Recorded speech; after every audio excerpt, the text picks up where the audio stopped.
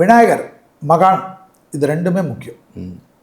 துணை அல்லது துணைவியாரோட தேகாரைக்கும் ரொம்ப கவனமாக பார்த்தோம். சித்திரையில் இவங்களுக்கு ரொம்ப தொந்தரவு வரக்கூடிய இடம் பல்லு, தொண்டை, முழுங்குற இடம், பல்லு, கழுத்து.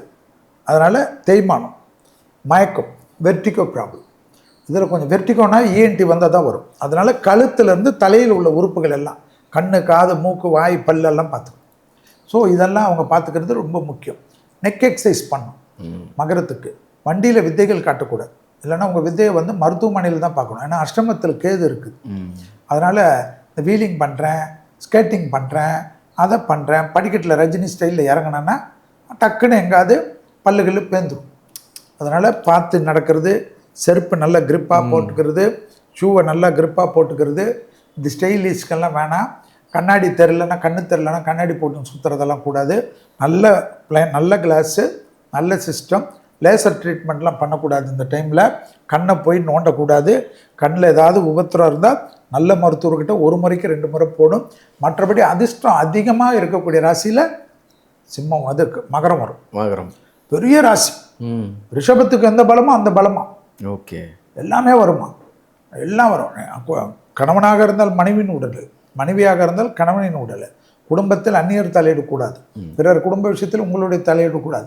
காதல் அமைப்பு கவனமாக பார்த்துக்கணும். இல்லைன்னா சங்கு ஊதிடும். புரிஞ்சுக்கணும். Okay sir. மகரத்தில் அதிகமான ஃபெயிலியர் ஆகக்கூடியது, அதிகமான தாடி வளர்க்கக்கூடியவன், அதிகமாக டாஸ்மாக் போகக்கூடியவெல்லாம் மகர ராசி. ஏன் பண்ணுவான்னா இவனே நோண்டும், இல்லை இவளே நோண்டுவான். ஸோ அந்த தம்பியாக இருக்கட்டும், அந்த பொண்ணாக இருக்கட்டும். முதலே செல்வி சொன்னார். ஸோ வெள்ளை கொடியெல்லாம் காட்டக்கூடாது காதலில். வெள்ளை பெட்ஷீட்டை சுற்றிக்கும். எதுவாக இருந்தாலும் சரிடா, சாரிடா, சரி கண்ணு, சாரி கண்ணுன்னு போயிடு. ஓகே. உன் குடும்பம், உன் லவ் நீங்கள் தான் காப்பாற்றிக்கணும். ஏன்னா இந்த கிரகம் கெடுக்கும். ஓகே. நிறைய ஜோசியர் வந்து தெரியாது. இது வந்து மேட்ரு, சூட்சமம் பேர். இதை பார்த்துக்க. ஆனால் தொழில் கிடைக்கும், உத்தியோகம் கிடைக்கும், அசையாமசையா கிடைக்கும், வீடு கட்டுறது, நிலம் வாங்குறது, இன்டீரியர் பண்ணுறது. ஏற்கனவே ஒரு ஃபோன் இருக்கும், புது ஃபோனை திருப்பி ஒன்று வாங்குறது. எதுவாக இருந்தாலும் ஒன்றா ரெட்டிப்பு வாங்குறது.